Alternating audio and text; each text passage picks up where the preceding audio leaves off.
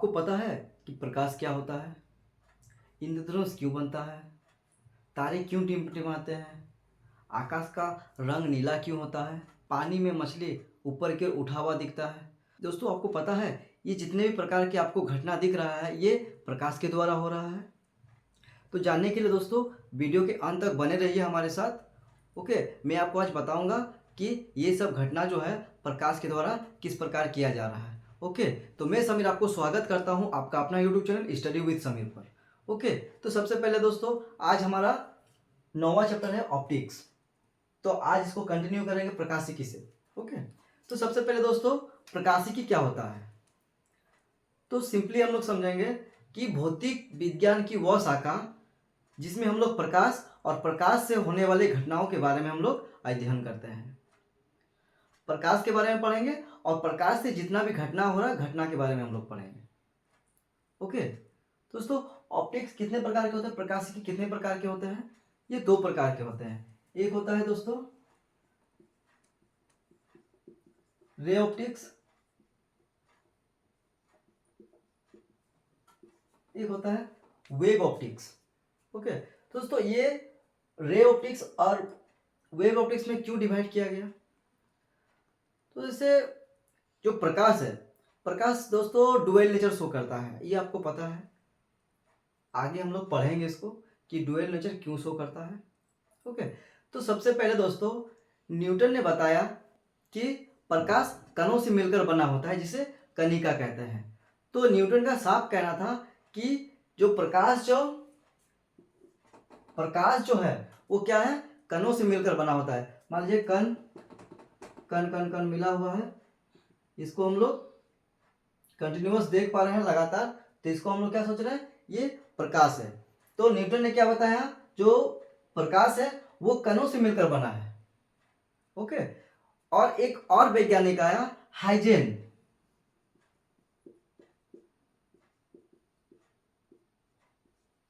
एक और वैज्ञानिक आया हाइजेन। हाइजेन का क्या कहना था कि प्रकाश जो है वो तरंग तरंग जैसा होता है। ओके, प्रकाश जो जैसे मान लीजिए कोई चीज से लाइट आ रहा है। ओके, तो सबसे मेन सोर्स क्या है लाइट का? सन है, सूर्य। मान लीजिए कि सूर्य से जो लाइट आ रहा है, तो न्यूटन का क्या कहना था? न्यूटन का यही कहना था कि जो लाइट आ रहा है वो कणों से मिलकर बना हुआ है, कण कण मिलकर वह आ रहा है। हाइजेन का कहना क्या था कि वह कण से नहीं, वो इस टाइप से आ रहा, तरंग तरंग के हिसाब से आ रहा। ओके, तो दोस्तों ये जो तरंग कहा हाइजेन ने, ये यंग करके एक वैज्ञानिक था, उन्होंने साबित किया। ओके, तो दोस्तों वैज्ञानिकों में डिस्कशन होने लगा कि वैज्ञानिकों में डिस्कशन होने लगा कि प्रकाश कण है या प्रकाश तरंग है। ओके, तो बाद में जब दोनों सिद्धांत प्रूव हो गया उसके बाद क्या किया गया? बताया गया, एक डिसीजन लिया गया कि प्रकाश जो है वह डुअल नेचर शो करता है, दोहरा प्रकृति शो करता है। ओके, इसीलिए क्या किया गया? जिन्होंने कहा कि वो कण है उनको क्या किया गया? रे ऑप्टिक्स में डिवाइड कर दिया गया, और जो जिन्होंने कहा कि प्रकाश एक वेव तरंग है, तो दोस्तों क्या किया? उन्हें वेव ऑप्टिक्स में डिवाइड कर दिया गया। ओके, तो दोस्तों जनरली हम लोग रे ऑप्टिक्स में क्या पढ़ेंगे और वेव ऑप्टिक्स में क्या पढ़ेंगे? इस रे ऑप्टिक्स में हम लोग पढ़ेंगे, रे ऑप्टिक्स में जितना भी बीम से प्रतिबिंब बन रहा है, जैसे प्रकाश का परावर्तन, प्रकाश का अपवर्तन, दोस्तों हम लोग किस में पढ़ेंगे? वो रे ऑप्टिक्स में पढ़ेंगे। ओके, और वेव ऑप्टिक्स में क्या पढ़ेंगे? प्रकाश का गुण पढ़ेंगे। ओके, जैसे विवर्तन हो गया, व्यतिकरण हो गया, ध्रुवन हो गया। ओके, तो इस प्रकार का जितना भी टॉपिक्स हम लोग किस में पढ़ेंगे? वेव ऑप्टिक्स में पढ़ेंगे। ओके, तो सबसे पहले थोड़ा सा हम लोग डिटेल्स में समझ लेते हैं कि प्रकाश क्या होता है।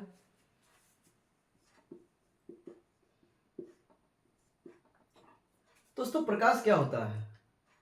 प्रकाश एक प्रकार की ऊर्जा होती है जिसके कारण कोई भी वस्तु को हम लोग देख पाते हैं। दोस्तों क्या लगता है कि कोई वस्तु को देखने के लिए प्रकाश क्यों जरूरी होता है? जैसे मान लीजिए कि एक वस्तु है यहाँ पे, इसको हम यहां से देख पा रहे हैं।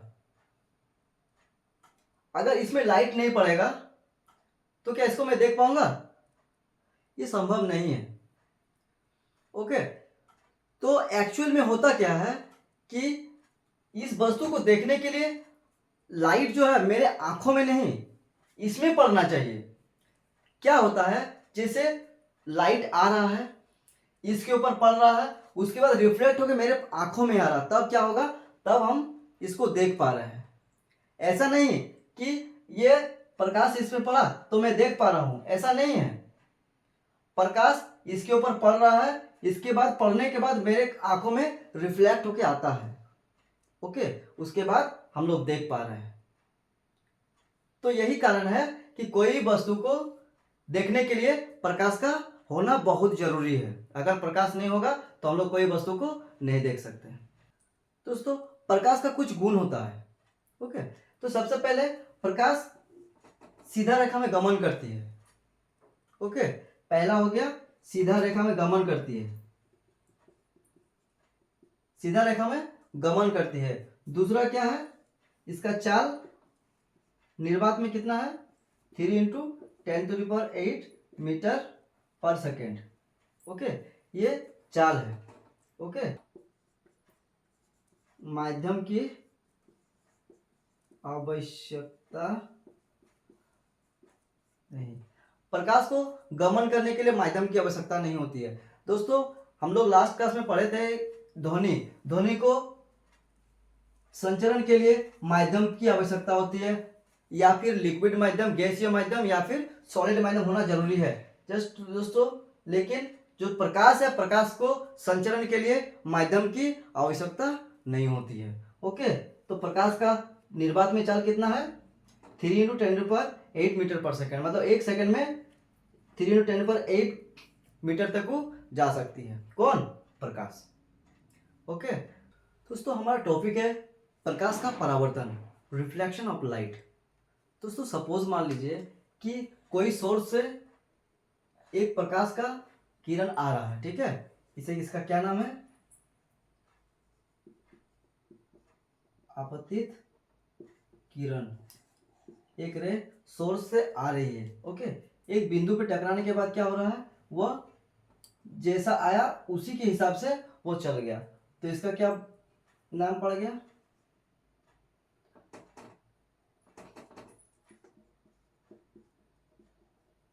परावर्तित किरण। ओके, इसमें जो कोण बन रहा है इसको क्या कहेंगे, आपतन कोण।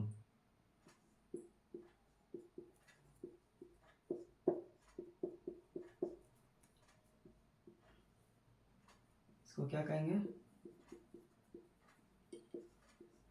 परावर्तन कोण। ओके, तो दोस्तों, एक रे आ रही है, बिंदु में टकराने के बाद परावर्तित होके यहां से इंसान का आंख से क्या हो रहा है, यहीं से हम लोग इसको देख पा रहे हैं। ये बिंदु पे टकराने के बाद क्या हो रहा है, वो जिस प्रकार वो आती है उसी रेखा, उसी प्रकार क्या होता है, परावर्तित होकर चल जाती है। ओके, तो इसी घटना को क्या कहते हैं दोस्तों, इसी घटना को क्या कहते हैं, प्रकाश का परावर्तन कहते हैं। तो दोस्तों, सबसे पहले ये एक सतह हो गया, मिरर या कोई सतह है, चिकना पृष्ठ है। ओके, एक आपतित किरण आता है, बिंदु में टकराने के बाद क्या होता है, सतह में टकराने के बाद क्या होता है, वह सेम डायरेक्शन में क्या होता है, वह चल जाता है। तो इसमें जो एंगल बन रहा आई, ये क्या है, आर, दो एंगल बन रहा है, ये आपतन कोण, ये परावर्तन कोण।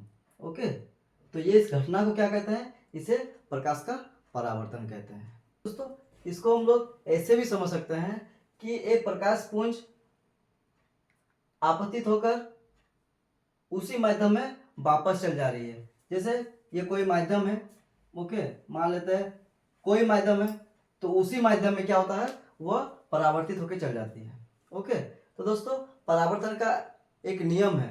ओके, तो परावर्तन का नियम क्या बताता है, परावर्तन के नियम। परावर्तन के नियम क्या कहता है? परावर्तन का नियम यही कहता है कि आपतित किरण, परावर्तित किरण और अभिलंब, इसको दोस्तों अभिलंब कहते हैं। ओके, आपतित किरण, परावर्तित किरण और अभिलंब तीनों एक ही बिंदु तल पर स्थित होता है। ओके,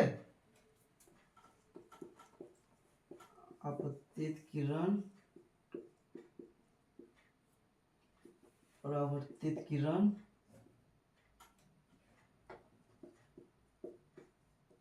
और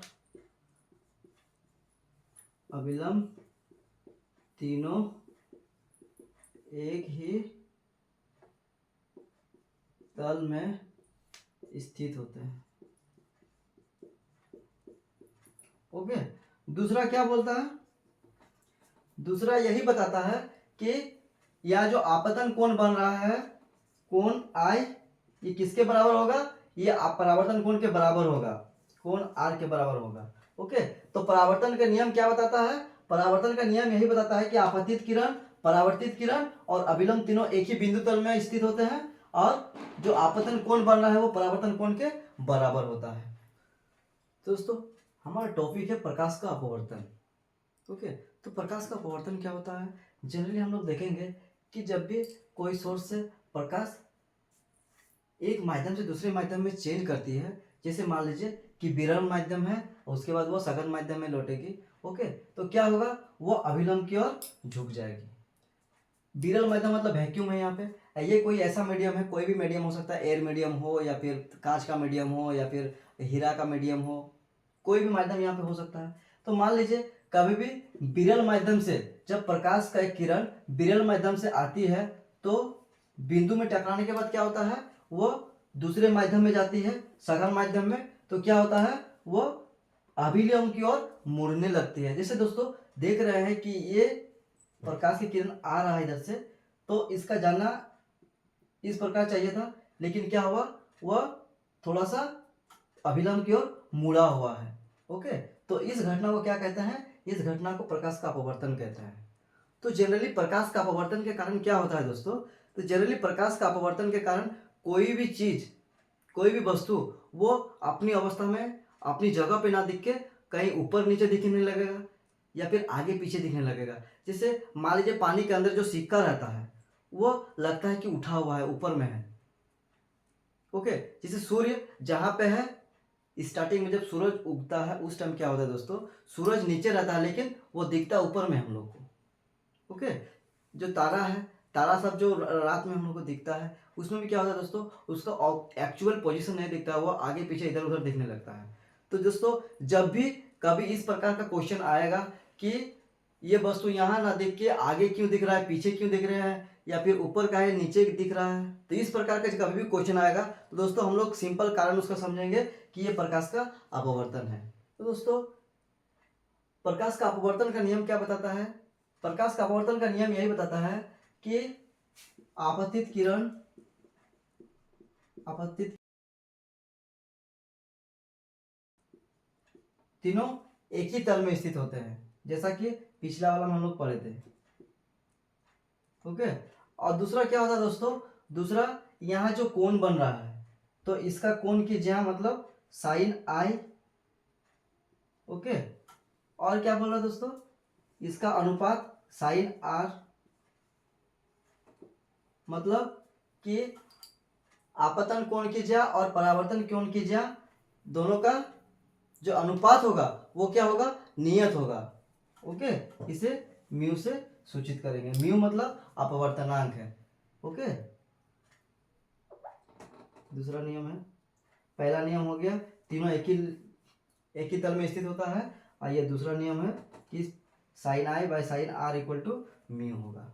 ओके, तो चलिए इससे आगे बढ़ते हैं। चलिए मिटाइए, बंद कीजिए उसको। Refractive index. ओके दोस्तों, अपवर्तनांक क्या होता है? अपवर्तनांक जनरली हम लोग प्रकाश का जो अपवर्तन का दूसरा नियम है उसी के जस्ट बेस्ड है। क्या दोस्तों? इसे म्यू से सूचित किया जाता है। म्यू इक्वल टू होता क्या है, निर्वात में प्रकाश की चाल, प्रकाश का वेग माध्यम में प्रकाश का वेग। ओके, तो यही आपका जो स्नेल्स लॉ है, जो प्रकाश का अपवर्तन का जो नियम है, दूसरा नियम, उससे यही डिफाइन होता है। ओके, तो इसमें हम लोग कुछ केस समझेंगे। जैसे दोस्तों, निर्वात में प्रकाश का जो वेग है ये तो नियत होता है। ओके, तो मान लीजिए कि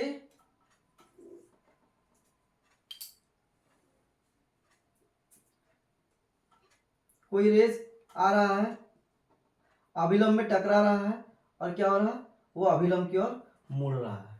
दोस्तों, जनरली हम लोग समझेंगे इससे दो केस हम लोग समझेंगे।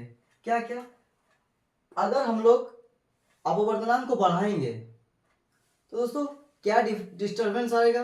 देखिए, मान लीजिए कि कोई प्रकाश किरण आ रही है अभिलंब की ओर, बिंदु में टकराने के बाद अभिलंब की ओर झुक रही है। तो दोस्तों, अगर हम लोग इसका मान को बढ़ाएंगे, अपवर्तनांक को बढ़ाएंगे, तो क्या होगा, इसका विचलन क्या होगा, और ज्यादा होने लगेगा, वह अभिलंब की ओर और ज्यादा विचलित होने लगेगी। ओके, दूसरा चीज, अगर इसको हम लोग बढ़ाएंगे तो क्या होगा, जितना वेग यहाँ पे रहेगा प्रकाश का, यहाँ पे क्या होगा, वो वेग बहुत कम हो जाएगा। ओके, वेग भी कम हो जाएगा, आपका तरंगदैर्घ्य कम हो जाएगा, आपका आयाम भी कम हो जाएगा। बस एक चीज विरल माध्यम और सघन माध्यम दोनों में कॉमन रहती है, वो क्या है, वो आवृत्ति है। ओके, फ्रीक्वेंसी, ये सघन माध्यम और विरल माध्यम दोनों में क्या है, सेम रहती है, ये चेंज नहीं होती है। ओके, तो म्यू मतलब क्या होता है, निर्वात में प्रकाश का वेग, माध्यम में प्रकाश का वेग। दोस्तों, 3-4 ऐसा चीज है जिसका हम लोग अपवर्तनांक याद रखेंगे। जैसे हीरा का 2.42, ओके, इसका अपवर्तनांक कितना है, 2.42। जैसे पानी का याद रख लीजिए, हवा का कितना होता है, 1.003।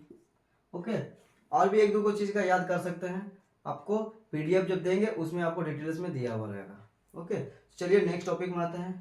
दोस्तों, नेक्स्ट टॉपिक है हमारा दर्पण, मिरर। ओके, दोस्तों, मिरर क्या होता है, कांच का एक हिस्सा होता है जिसका एक साइड क्या होता है, पॉलिश किया हुआ रहता है।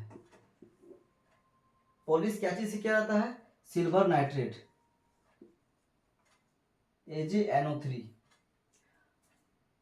हम लोग मतदान के लिए जाते हैं, वोट देने के लिए जाते हैं, तो हम लोग का उंगली में एक स्याही लगाया जाता है, तो यही लगाया जाता है, AgNO3 लगाया जाता है। ओके, तो दोस्तों, दर्पण कितने प्रकार का हो सकता है, दर्पण 2 प्रकार का हो सकता है। एक होता है समतल,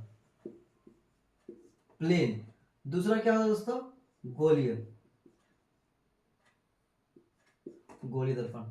समतल दर्पण सिंपल किस प्रकार का होता है, उसका एक साइड में पॉलिश किया हुआ रहता है, ओके, और दूसरे साइड में पॉलिश किया हुआ नहीं रहता है, चिकना रहता है। अब क्या है दोस्तों, मान लीजिए कि समतल दर्पण है, समतल दर्पण में कोई वस्तु को हम लोग रखते हैं। ओके, तो जितना इधर बनता है वो क्या है, दर्पण के पीछे उतना ही दूरी पे बनता है। ओके, इसका साइज जितना रहेगा उतना साइज इसका भी रहेगा। तो दोस्तों, जितना भी बीम में प्रतिबिंब बनेगा, चाहे गोली दर्पण हो चाहे समतल दर्पण हो, हम लोग स्पेशल वीडियो में देखेंगे, क्योंकि अगर एक ही वीडियो में बनाएंगे तो बहुत ज़्यादा लंबा हो जाएगा।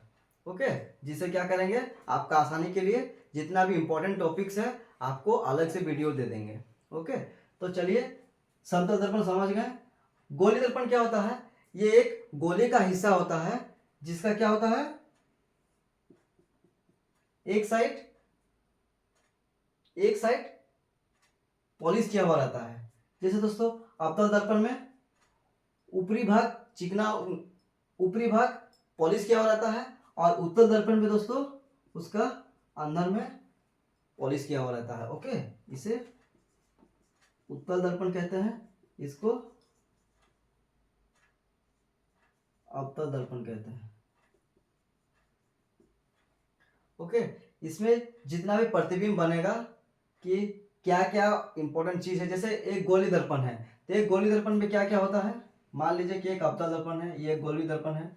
इसमें एक मुख्य अक्ष है, ओके। दूसरा क्या है, एक फोकस है, ओके।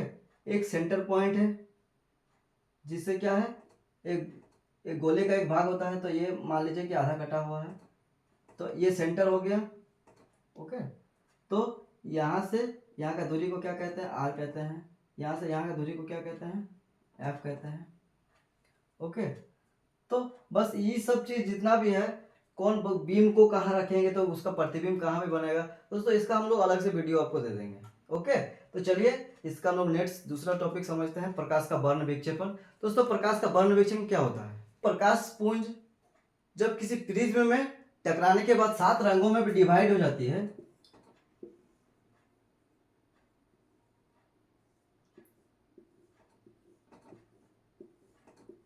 सात रंगों में डिवाइड होती है, इस घटना को ही प्रकाश का वर्ण विक्षेपण कहते हैं। वर्ण विक्षेपण,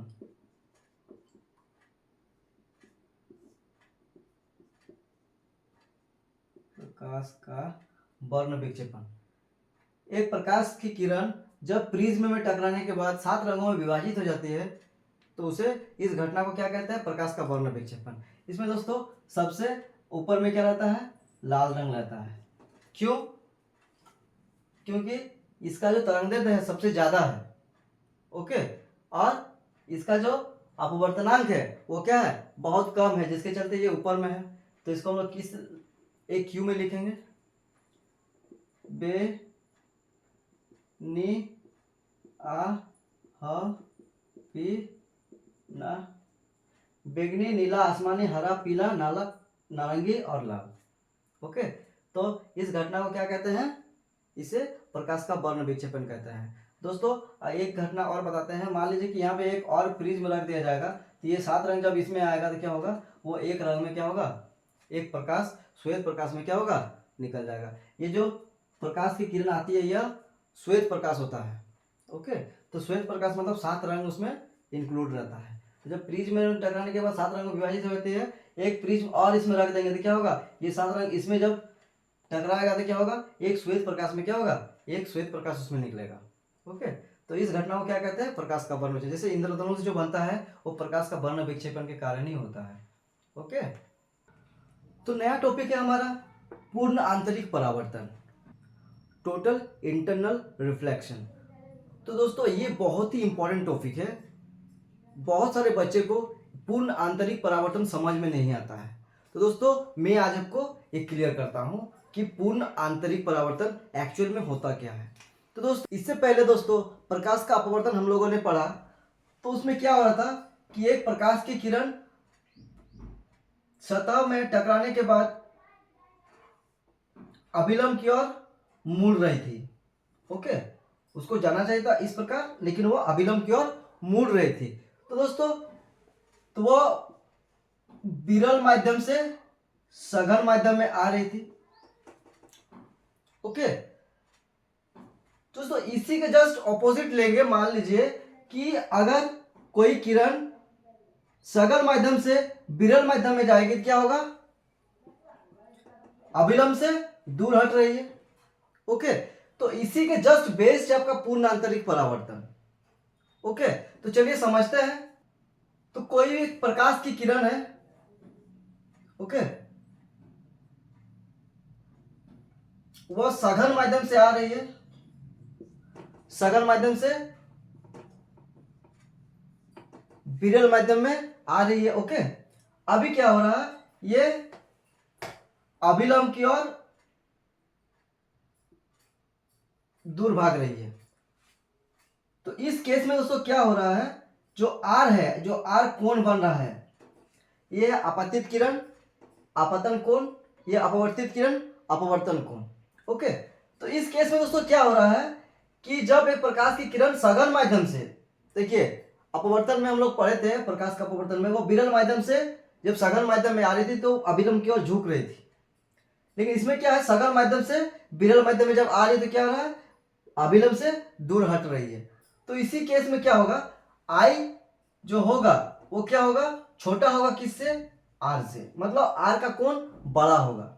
ओके दोस्तों, इसी को क्या करेंगे, आई का मान को हम लोग और इंक्रीज करेंगे। ओके तो आई का मान मान लीजिए और थोड़ा बढ़ा देते हैं। पहले ये हो गया केस, अब क्या है, आई का मान हम लोग बढ़ा देते हैं। आई का मान हम लोग और बढ़ा दिए तो आर का मान क्या हुआ, और बढ़ गया। ओके इसमें क्या हो रहा है, आर का मान और ज्यादा बढ़ रहा है। दोस्तों क्या होगा कि जब आई का मान इस प्रकार बढ़ा देंगे, आई का मान इस प्रकार बढ़ा देंगे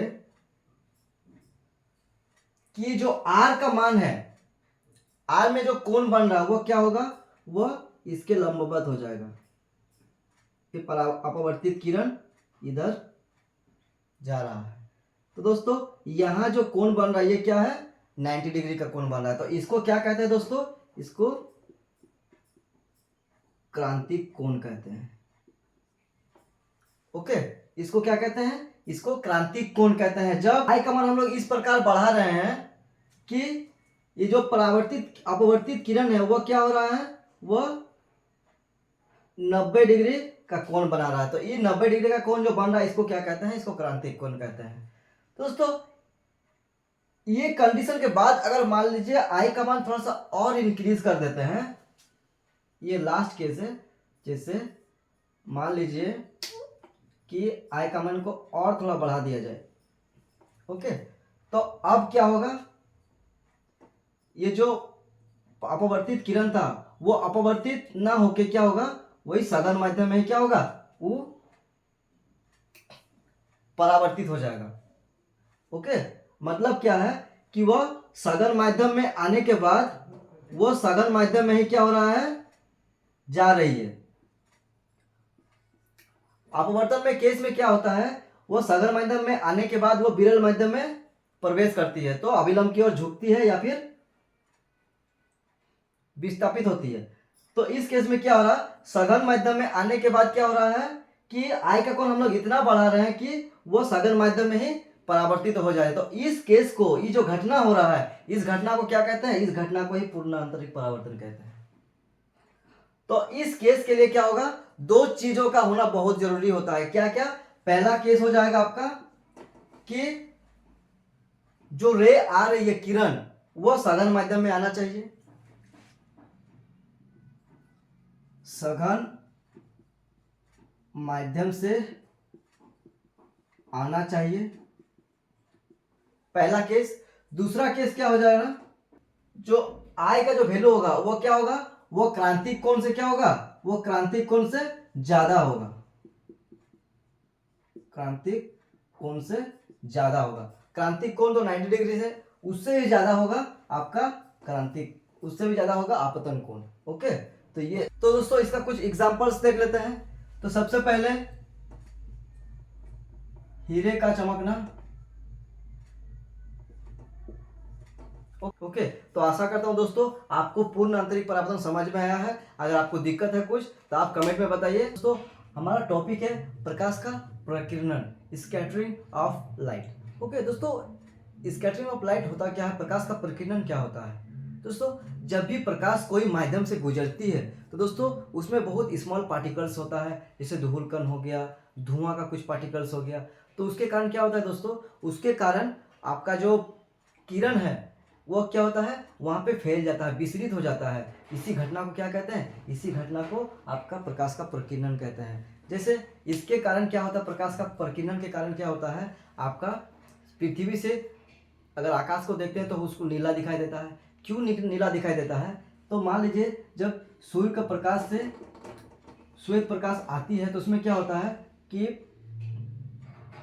सबसे ज्यादा कौन सा रंग विसरित होती है, सबसे ज्यादा धूलकण के कारण, वो होता है बैंगनी, नीला, आसमानी। ओके तो जैसे 7 रंग आता है तो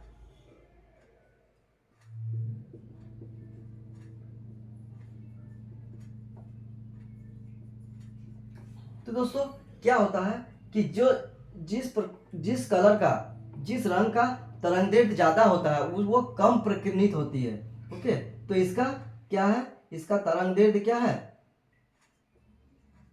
तरंगदैर्ध्य ज्यादा है, तो ये कम प्रकीर्णित होती है, तो यह क्या होता है, सूर्य के प्रकाश से आगे बढ़ जाती है। लेकिन ये रंगों का क्या है, इस रंगों का बैगनी, नीला, आसमानी, ये सब का जो तरंगदैर्ध्य होता है वह बहुत कम होता है, इसीलिए ये ज़्यादा प्रकीर्णित होते हैं। प्रकीर्णित होते हैं मतलब वहाँ पे आसमान में फैल जाती है, और यही तीनों रंग का, जब यही तीनों रंग मिलता है तो वो क्या दिखता है, वह नीला दिखाई देता है।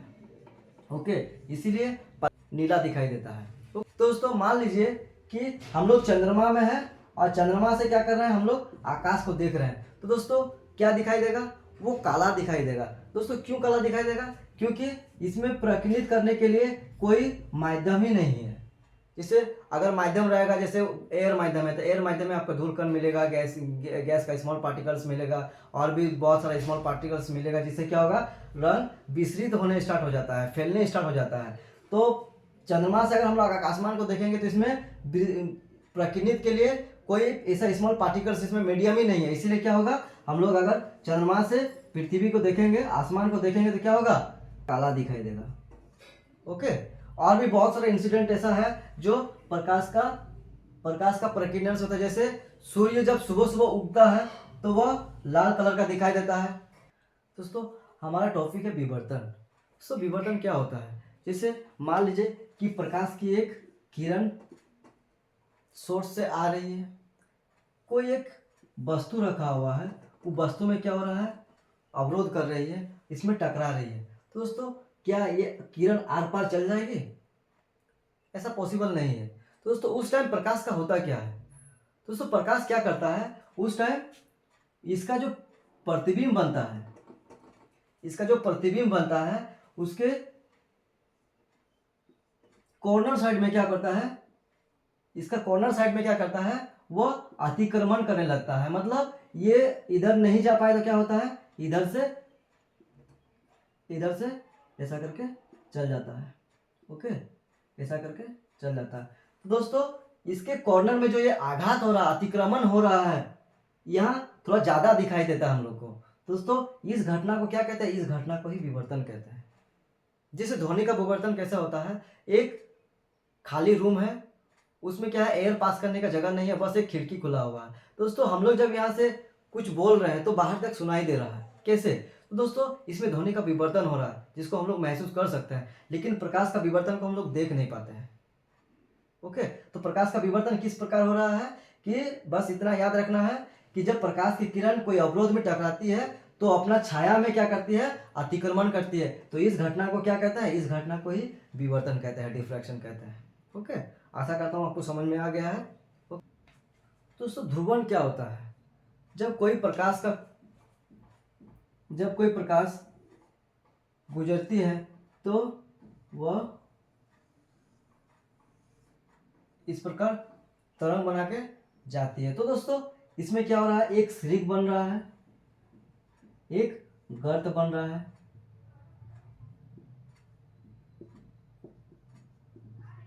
ओके, तो दोस्तों ये जो बन रहा है, ओके, इसको क्या कहते हैं, इसको सम्मित कहते हैं। क्या कहते हैं, सम्मित। दोस्तों ध्रुवण पता है एक घटना है, इसमें क्या होता है, जब प्रकाश चलती है ना, तरंग के जैसे जब चलती है तो क्या होता है, वह इसका जो सम्मित फैलाव है इसको कम करती है। ओके, सम्मित फैलाव को कम करती है। जैसे मान लीजिए कि ये इस प्रकार से जा रहा है, तो अभी क्या करेगा, सम्मित ध्रुवण के चलते वह कुछ इसका फैलाव को क्या करता है, कम करता है। इस घटना को ही क्या कहते हैं, इस घटना को ही ध्रुवण कहते हैं, पोलराइजेशन कहते हैं। ओके, बस इतना समझना है कि सम्मित फैलाव,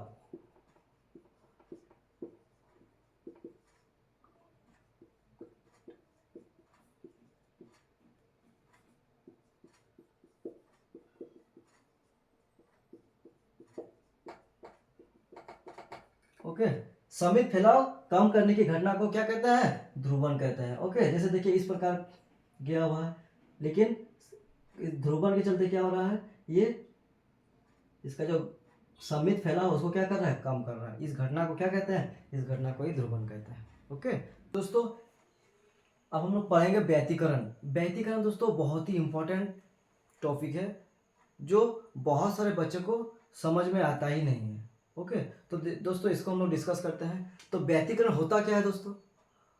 जब समान आवृत्ति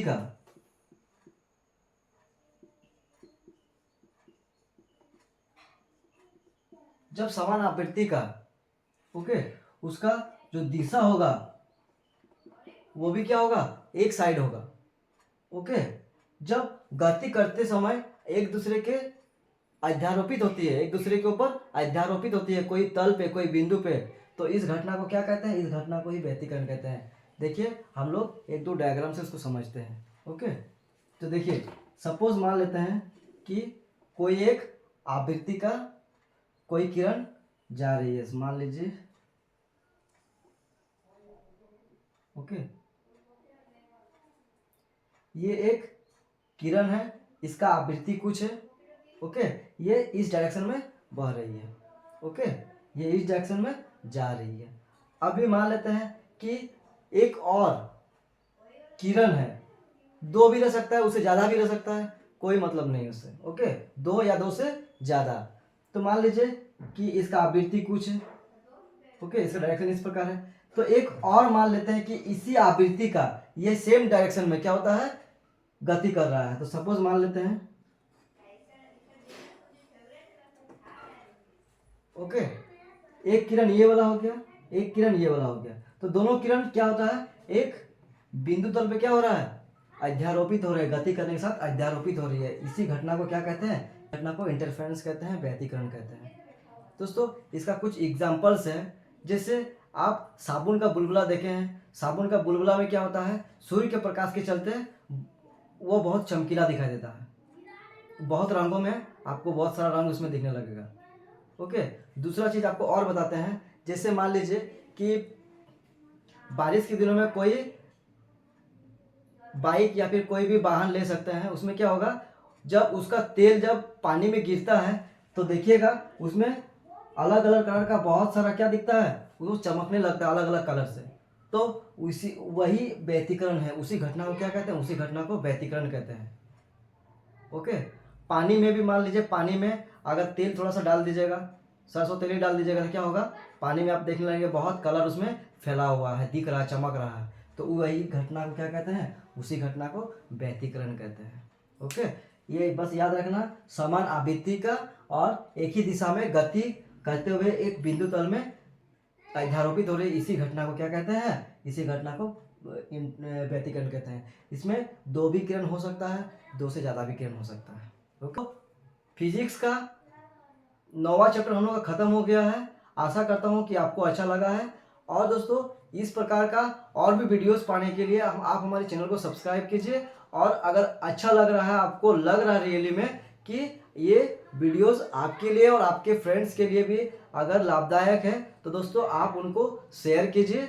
ओके, आज चैनल में पहली बार है तो सब्सक्राइब जरूर कीजिएगा मुझे सपोर्ट करने के लिए, क्योंकि दोस्तों वीडियोस बनाने में बहुत बहुत बहुत मेहनत लगती है। इसीलिए दोस्तों आशा करता हूँ कि आप सपोर्ट करेंगे। जय हिंद।